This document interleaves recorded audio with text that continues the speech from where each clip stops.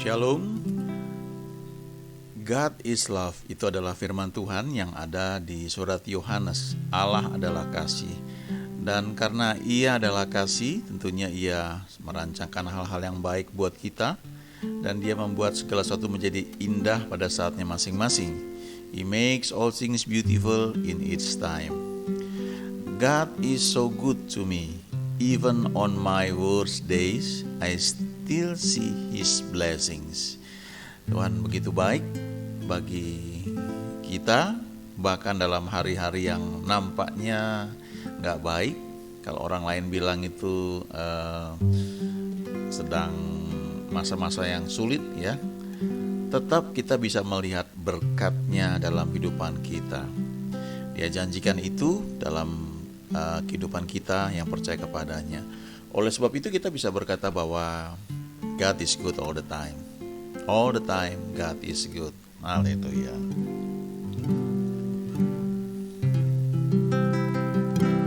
I have known the Father's care for me. He's been good. He's been good through it all. He's always there for me. God's been good to me.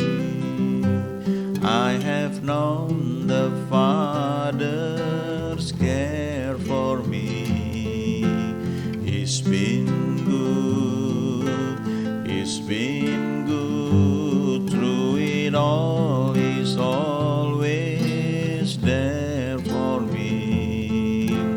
God's been good to me.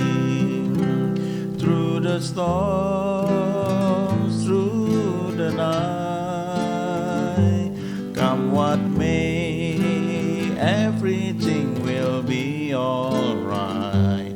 I have known the Father's care for me. God's been good to me. Ku tahu Bapa peliharaku, Dia baik, Dia baik. Ku yakin Dia selalu sertaku. Dia baik bagiku. Lewat badai cobaan, semuanya mendatangkan kebaikan. Ku tahu Bapa peliharaku, Dia baik bagiku. I have known the Father's care for me. He's been good. He's been good through it all. He's always there for me. God's been good to me. Through the storms, through the night, God what may, everything will be alright. I have known the Father's care for me. God's been good to me. Ku tahu Bapa peliharaku, Dia baik, Dia baik. Ku yakin Dia selalu sertaku. Dia baik bagiku. Ku tahu Bapa peliharaku, Dia baik, Dia baik. Ku yakin Dia selalu sertaku. Dia baik bagiku. Lewat badai cobaan, semuanya mendatangkan kebaikan. Ku tahu Bapa peliharaku, Dia baik bagiku. Lewat badai cobaan, semuanya mendatangkan kebaikan. Ku tahu Bapa peliharaku, Dia baik bagiku. Dia baik bagiku. Dia baik bagiku.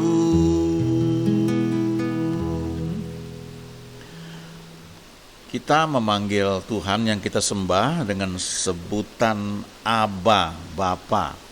Dan salah satu cara Tuhan bekerja dalam kehidupan kita adalah lewat membangkitkan keinginan ya dalam hati kita.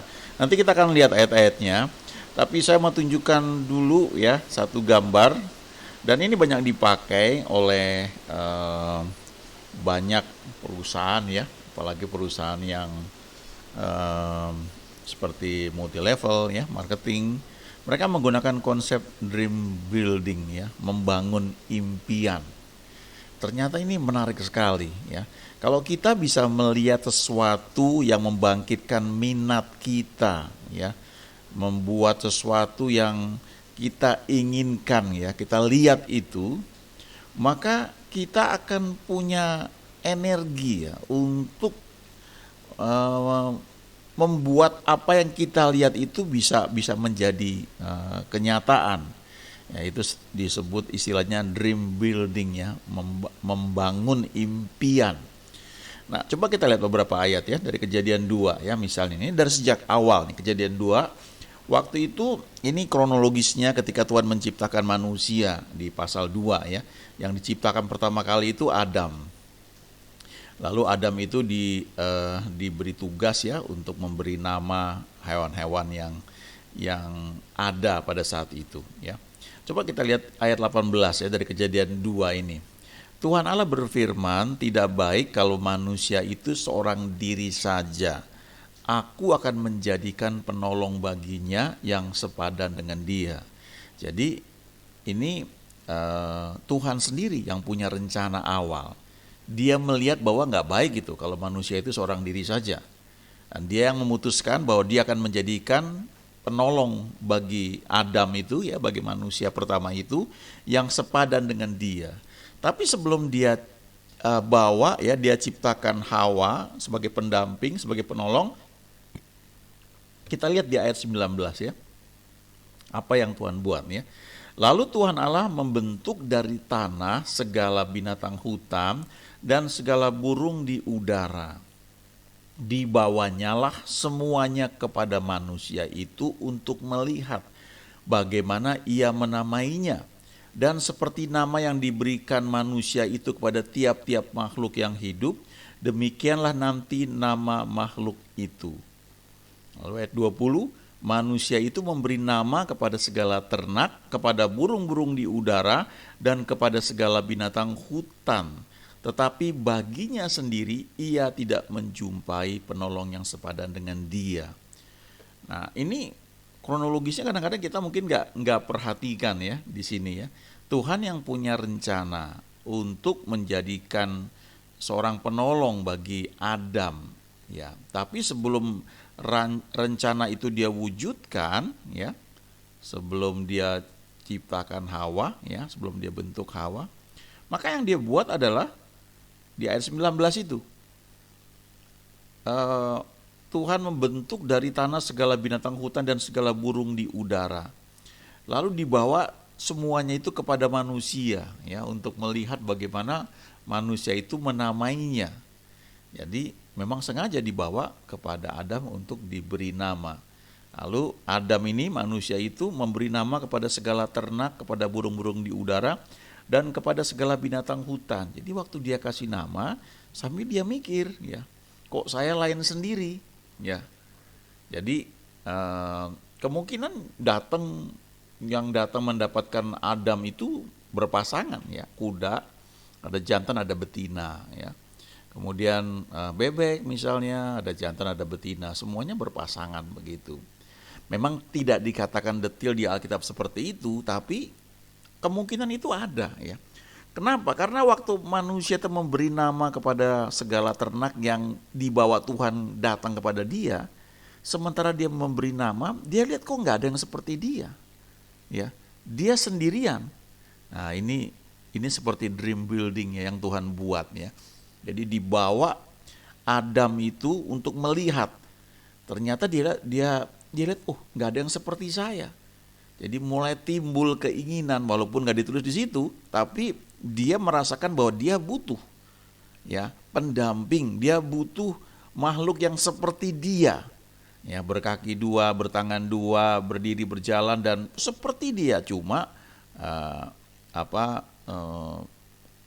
wanita, ya. Mungkin barangkali saat itu dia belum begitu sadar, ya, tapi saya percaya ketika dia datang, ya, dia memberi nama kepada semua hewan itu, kemungkinan besar berpasangan, ya. Sama seperti ketika banjir Nuh itu, hewan-hewan itu datang berpasangan, ya, datang kepada Nuh dan masuk dalam bahtera. Kita teruskan ayat 21, ya. Setelah itu apa yang terjadi? Tuhan Allah membuat manusia itu tidur nyenyak. Nah, ini ada banyak pelajaran yang bisa kita dapat di sini, ya. Tuhan yang punya rencana buat kita, lalu Tuhan munculkan rencananya itu lewat dream building, ya, atau lewat keinginan yang muncul di hati kita, atau tiba-tiba kita menyadari ada sesuatu yang kurang yang kita butuhkan, ya. Lalu Tuhan membuat manusia tidur nyenyak. Jadi artinya dibangkitkan keinginan itu, tapi habis itu Tuhan yang bekerja. Karena dikatakan di sini ketika ia tidur, Tuhan Allah mengambil salah satu rusuk daripadanya, lalu menutup tempat itu dengan daging. Ayat 22, dan dari rusuk yang diambil Tuhan Allah dari manusia itu, dibangunnyalah seorang perempuan, lalu dibawanya kepada manusia itu. Jadi Tuhan yang membangun, kemudian Tuhan yang membawa kepada manusia itu, lalu ketika manusia itu melihatnya, lalu berkatalah manusia itu, inilah dia, tulang dari tulangku dan daging dari dagingku, ia akan dinamai perempuan sebab ia diambil dari laki-laki. Sekian tahun yang lalu saya ingat seorang hamba Tuhan bagikan pengertian ayat ini dalam bahasa aslinya. Dia bilang begini, ya, waktu manusia itu melihat Tuhan membawa Hawa, ya, walau Adam melihat Hawa, langsung reaksinya, nah, ya, seperti sesuatu yang memang dia nggak bisa nyatakan mungkin, ya, dia ingin dapatkan tapi dia nggak tahu bagaimana wujudkannya, dan memang itu Tuhan membawa untuk keadaan itu dihadapi oleh Adam, ya. Jadi waktu dia mendapatkan Hawa itu, dia merasakan itu klop sekali, ya, sesuatu yang memang dia perlukan. Saya kenal seorang hamba Tuhan, ya, salah seorang yang daripadanya saya juga banyak belajar, ya, teman-teman juga banyak belajar dari dia. Nah, orang ini sekian tahun dia memutuskan akan membujang, gitu, ya, tidak menikah. Dia hanya melayani Tuhan, saya sendirian. Tapi satu ketika, ya, ada satu hal yang saya belajar dari hamba Tuhan ini adalah dia terbuka terhadap tuntunan Tuhan. Jadi walaupun sekian tahun dia sudah bilang dia nggak akan menikah, tapi satu ketika dia menyadari, ya, aku diceritakan bagaimana kronologisnya, dia bilang bahwa dalam pelayanan saya merasakan ada sesuatu yang kurang, ya. Saya perlu orang yang bisa mendampingi saya dalam pelayanan, sehingga bagian yang saya tidak bisa penuhi dengan baik itu, orang itulah yang akan menolong saya. Dan di tempat lain, ya, anak ini hamba Tuhan melayani keliling, ya, Tuhan menuntun juga beberapa orang untuk berbicara, ya, menyampaikan pesan kesan dari Tuhan untuk hamba Tuhan ini. Dan singkat cerita akhirnya ketemu dengan calon istrinya di tempat yang sebenarnya jauh sekali, ya, letak mereka itu secara logika ya tinggal berjauhan di belahan dunia yang berbeda. Dan akhirnya menikah dan jadi pasangan yang dipakai Tuhan untuk melayani Tuhan, ya. Jadi tiba-tiba menyadari gitu, ada satu kebutuhan, ya, bukan sekedar sudah cukup umur, ya sudah cari pacar lalu menikah gitu. Itu bukan berarti salah, karena memang dari awal dikatakan tidak baik manusia itu seorang diri saja. Tapi ada orang-orang yang memutuskan mau sendiri saja, ya, tidak menikah. Kemudian ketika menyadari kebutuhan itu, ya ini seperti Adam dan Hawa. Ya, Tuhan yang membawa Hawa itu, ya, bertemu dengan Adam. Ini prinsip yang sama juga, ya, ketika Ishak itu akan menikah, maka bapaknya, ya, Abraham itu yang mengutus hambanya Eliezer untuk mencari calon istri bagi anaknya. Ya, sebagian hamba Tuhan itu mengkhotbahkan ini sebagai gambaran Allah Bapa mengirimkan Roh Kudus mencari mempelai wanita, yaitu gereja Tuhan. Orang-orang yang memutuskan untuk percaya kepada Yesus, nah ini menjadi mempelai wanita untuk anaknya yang tunggal, ya. Itu ada khotbah tersendiri, pelajaran tersendiri untuk hal itu. Tapi kali ini yang saya mau ceritakan adalah soal dream building, ya. Jadi begini, dalam hidup kita kadang-kadang kita itu begitu padat dengan kegiatan, bahkan termasuk pelayanan. Kadang-kadang begitu padatnya sampai kita itu bisa saja bekerja itu sudah mekanis, ya. Itu sebabnya saya kira banyak hamba Tuhan, ya, setidaknya setahun sekali mereka tuh akan nyepi, ya, mungkin akhir tahun mereka teduh, ya, mereka sengaja melakukan retreat pribadi atau retreat bersama istri, ya, untuk teduh tenang, mengevaluasi, dan ketika menarik diri dari keramaian, ya, ketika retreat itu maka pikiran disegarkan, ya, bisa melihat segala sesuatu itu lebih baik, ya, dari sisi yang lain, ya, melihat sebagai satu kayak kita naik helikopter gitu, ya. Kalau biasa jalan di hutan, ya, kemudian ada helikopter datang, ya, diturunkan tali, ya, lalu dengan tali itu atau tangga itu kita naik, ya, kita bisa lihat dari atas dari helikopter itu, ya, kita lihat sesuatu yang tidak terlihat ketika kita ada di bawah, ya. Dan itu menjadi satu vision, ya, atau dream atau impian yang membuat kita semangat. Lalu ketika kita turun kembali ke bawah, kita bisa mengerti bahwa kita akan ke sana. Kita sudah lihat sesuatu yang ingin kita capai itu. Di Amsal 29 ayat 18 dikatakan, bila tidak ada wahyu menjadi liarlah rakyat. Berbahagialah orang yang berpegang pada hukum. Dalam terjemahan lain, ya, Modern King James dikatakan, where there is no vision, the people perish. Kalau nggak ada visi, maka umat itu, orang-orang akan binasa. Ya, but he who keeps the law, he is blessed. Ya, orang yang memelihara hukum, mengikuti tuntunan Tuhan lewat hukum-hukum yang ada, orang itu diberkati.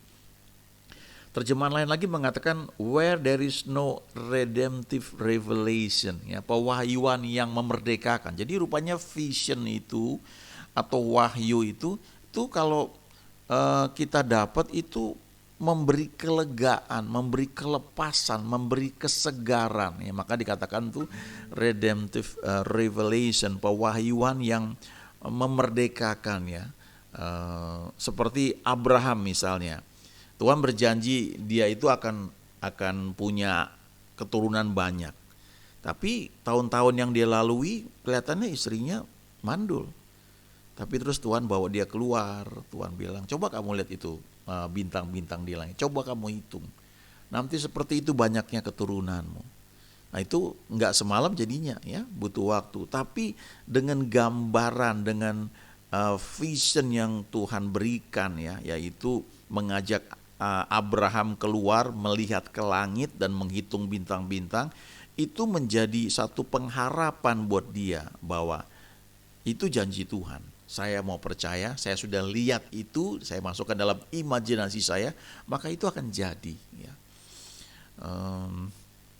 Prinsip ini dipakai ya di banyak dalam kehidupan, dalam perusahaan pun ya, kalau perusahaan itu dibangun ya mau kuat ya, tentu tidak sekedar kayak ya yang penting jualan lah gitu ya, dapat ini besok kita beli lagi ya, itu mungkin jangka pendek. Tapi kalau perusahaan jangka panjang, mereka akan bangun ya, mereka akan bangun satu visi apa yang mau dicapai oleh perusahaan itu atau organisasi itu atau gereja ya.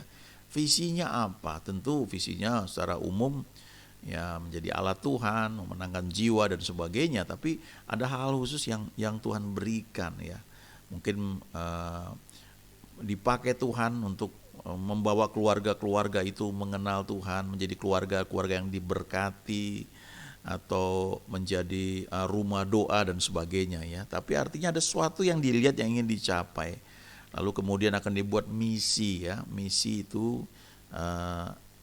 untuk mencapai visi itu, maka hal-hal apa yang dilakukan menjadi tugas bagian dari organisasi itu untuk bisa mencapai visi itu ya. Baru dibuat turunan-turunan dan seterusnya. Tapi poinnya adalah mimpi atau visi itu ya, itu salah satu yang Tuhan pakai untuk mewujudkan rencananya dalam hidup kita ya. Dan ketika ini menjadi satu alat ya, cara kerja manusia ya, dalam pikiran, dalam imajinasinya, maka ini dipakai untuk banyak hal, termasuk untuk hal-hal yang mungkin tidak benar. Itu sebabnya di Kejadian 11 Menara Babel, ketika mereka merancang untuk membangun menara yang tingginya sampai ke langit ya, dan dikatakan di sana ketika Tuhan melihat itu, dikatakan bahwa mulai dari sekarang apapun yang mereka rencanakan, apapun yang mereka imajinasikan, apapun yang mereka buat gambaran dalam pikiran mereka, maka hal itu akan terjadi ya. Itu sebabnya kan nggak aneh ya kalau kita lihat dulu tahun-tahun yang lalu Amerika, negara yang dikenal negara yang takut akan Tuhan, lalu ada negara komunis pada waktu itu Uni Soviet, sama-sama bersaing ya, membangun kekuatan baik di darat, di laut maupun di udara, bahkan sampai keluar angkasa. Jadi ada orang-orang yang saya nggak tahu detailnya ya, tapi secara umum dikenal sebagai orang yang tidak percaya akan Tuhan, tapi toh mereka bisa membuat penemuan-penemuan besar. Dan saya percaya tentunya itu nggak sendirian. Ada kemungkinan juga ada orang-orang yang memang kenal Tuhan tapi mereka berada di tempat seperti itu sedemikian rupa sehingga yang terekspos itu adalah negara yang mungkin nggak kenal Tuhan, tapi toh mereka bisa membuat sesuatu yang besar. Tapi artinya ketika Tuhan menciptakan manusia, ini prinsip ini ada. Itu sebabnya kalau kita mengalami kesulitannya, penting buat kita untuk retreat pribadi ya, menarik diri dari keramaian, lalu melihat ya sesuatu dengan lebih jernih ya. Dulu waktu saya masih kuliah ada kakak kelas yang dia pernah bagikan dalam pertemuan persekutuan mahasiswa waktu itu. Ya, kalau nanti sudah lulus ya, bekerja ditempatkan di pedalaman gitu ya, mungkin di hutan ya. Itu sebulan sekali perlu keluar katanya, perlu keluar untuk refreshing ya, supaya kamu tidak seperti katak dalam tempurung, kamu melihat dunia kamu itu cuma itu aja ya. Kamu perlu melihat dari luar gitu, ya, keluar supaya istilahnya di tune ya pikiran itu. Kalau enggak kamu cara berpikir kamu udah beda sekali. Ya, dia secara bergurau bilang nanti anak kepala suku itu jadi tiba-tiba jadi cantik sekali gitu. Saya nggak lupa itu aku diceritakan seperti itu, tapi poinnya adalah Eh, Ketika kita pergi ke satu tempat ya, dari lingkungan yang mungkin rutin yang kita hadapi itu, kita diperluas wawasan kita ya. Ada istilahnya dream building ya. Saya punya teman dulu waktu kuliah ya, dia berasal dari satu daerah yang pada masa itu ya, ini sekian puluh tahun yang lalu, eh, tidak ada bis yang dulu kami kenal di Jakarta, di Bandung ya. Bis AC pakai TV, kemudian ada toiletnya di belakang ya. Dia nggak bisa percaya bahwa ada bis pakai toilet di belakang. Dia bilang bagaimana mungkin, nanti nggak bisa lihat ke belakang dan sebagainya. Sangat ngotot, nggak percaya ya. Sampai akhirnya ketika dia naik, dia bingung, dilihat ternyata ada ya. Jadi eh, apa kalau nggak pernah lihat kayak begitu ya, boro-boro punya keinginan ya, mungkin malah nggak percaya ya.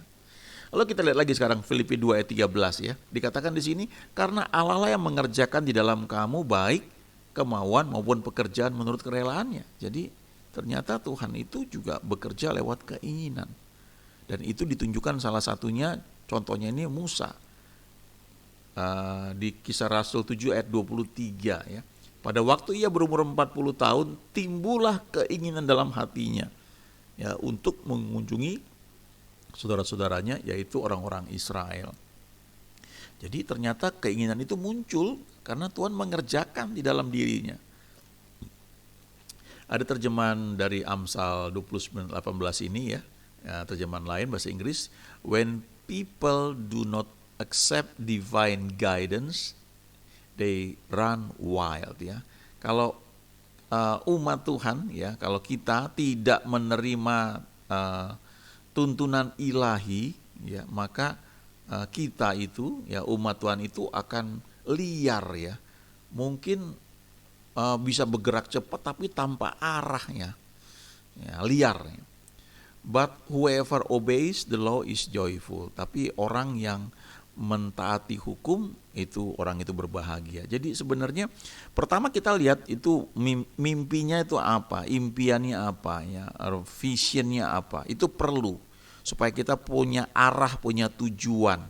Dan kadang-kadang kita perlu sengaja gitu ya, meluaskan pandangan kita ya, supaya kita ternyata kok di sini bisa begini ya, kenapa saya enggak begitu ya.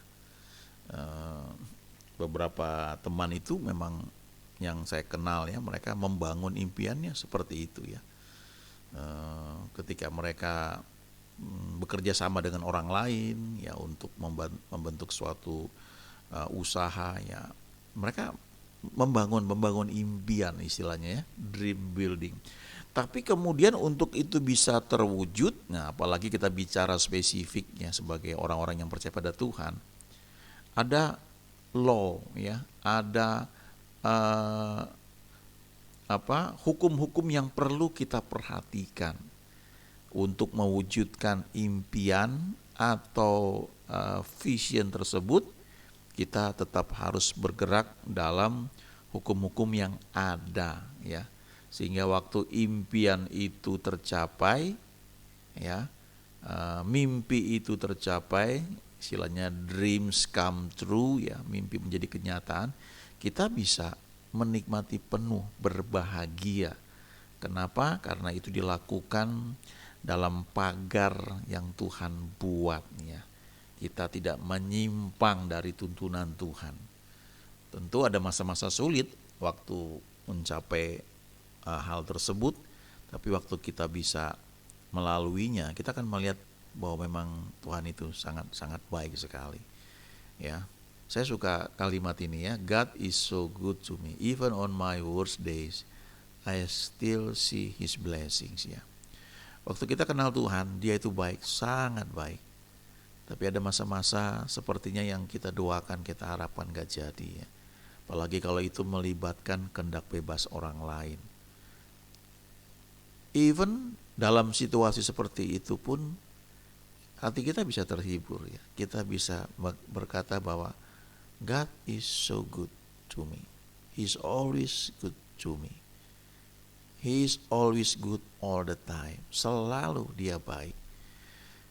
Em, Kadang-kadang kalau misalnya orang ya di rumah sakit ya dirawat ya sekian lama, secara psikologis kalau dia secara tubuhnya mungkin butuh peralatan ya, butuh mungkin di ICU, lalu ada banyak monitor dan sebagainya, di infus dan sebagainya.